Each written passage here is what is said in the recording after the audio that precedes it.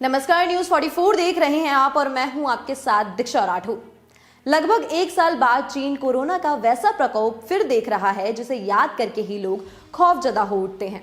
इस बीच रिपोर्ट आई है कि कोरोना से पीड़ित कुछ मरीजों में व्हाइट लंग्स के लक्षण मिले हैं।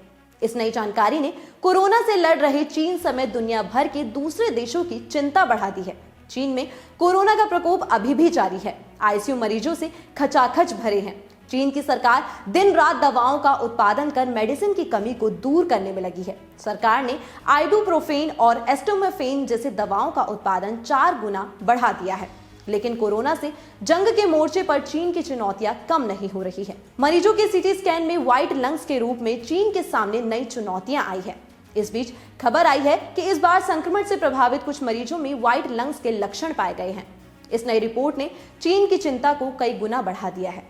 ग्लोबल टाइम्स की रिपोर्ट के अनुसार चीनी सोशल मीडिया प्लेटफॉर्म पर कुछ पोस्ट वायरल हो गए जिसमें दावा किया गया कि बीजिंग और उत्तरी चीन के हेबई प्रांत में कुछ कोविड-19 रोगियों का जब सीटी स्कैन किया गया तो उन रोगियों में सफेद फेफड़े के लक्षण पाए गए। इस रिपोर्ट ने शुरू में चीन के स्वास्थ्य विभाग में हड़कंप मचा दिया। व्हाइट लंग्स की रिपोर्ट देखकर चीन का स्वास्थ्य महकमा चिंता में क्यों पड़ गया, अब ये हम आपको बताते हैं। दरअसल कुछ पोस्ट में दावा किया गया है कि सफेद फेफड़े का मिलना इस बात का संकेत है कि ये मरीज ओमिक्रॉन वेरिएंट से संक्रमित नहीं थे, लेकिन वुहान में पाए गए डेल्टा वेरिएंट से संक्रमित थे। इसका मतलब था कि चीन में एक बार फिर से वुहान से निकला कोरोना का पुराना डेल्टा वेरिएंट लोगों को संक्रमित कर रहा है। चीन की सरकार ने तुरंत इस रिपोर्ट का खंडन करना शुरू किया कि उनके देश में कोरोना का पुराना वेरिएंट एक बार फिर से सक्रिय हो गया है। बता दें कि जिन मरीजों के सीटी स्कैन में व्हाइट लंग्स के लक्षण मिले थे वो बुजुर्ग मरीज थे और कोरोना के संक्रमण से बुरी तरह प्रभावित थे। Chinese centre for disease control and prevention के इंस्टीट्यूट ऑफ वायरल डिजीज के डायरेक्टर ने कहा कि कोविड-19 का रियल टाइम मॉनिटरिंग बताता है कि अभी चीन में डेल्टा वेरिएंट मौजूद नहीं है।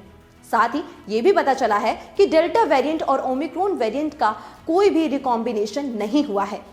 उन्होंने कहा कि चीन के सीडीसी ने दिसंबर की शुरुआत से ही 1142 पॉजिटिव केसों का जीनोम सीक्वेंसिंग किया है और पाया है कि चीन में ओमिक्रॉन वेरिएंट के BA.5.2 और BF.7 स्ट्रेन ही देश में लोगों को प्रमुखता से शिकार बना रहे हैं और ये दोनों वायरस मिलकर चीन में पाए जाने वाले कोरोना केस का 80% हिस्सा है।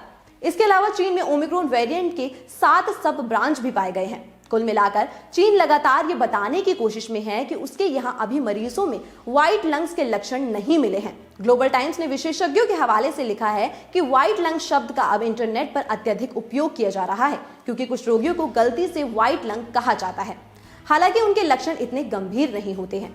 चीन के नेशनल हेल्थ कमीशन से जुड़े और मेडिकल पॉलिसी और एडमिनिस्ट्रेशन के डिप्टी हेड जियाओ युआई कहते हैं कि व्हाइट लंग्स निमोनिया की एक अधिक गंभीर अवस्था है जिसमें व्हाइट इमेज एरिया रोगी के फेफड़ों के 70 से 80% तक पहुंच जाता है। उन्होंने कहा कि इस तरह के लक्षण वाले मरीजों का अनुपात वास्तव में बहुत कम है। चीन के डॉक्टर्स का कहना है कि निमोनिया की शुरुआत बुखार और खांसी जैसे कोविड-19 के शुरुआती लक्षणों की तुलना में 6 से 7 दिन बाद हो सकती है। यदि ज्यादा उम्र के रोगियों को सांस लेने में कठिनाई हो या पल्स ऑक्सीमीटर द्वारा मापा गया ऑक्सीजन 93% से कम हो तो उन्हें डॉक्टर्स को दिखाना चाहिए।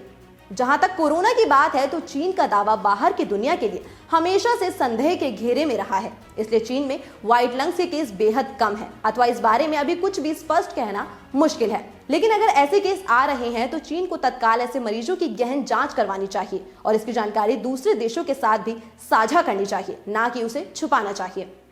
तो अभी के लिए केवल इतना ही। देश और दुनिया की तमाम बड़ी खबरों के लिए देखते रहिए न्यूज़ 44।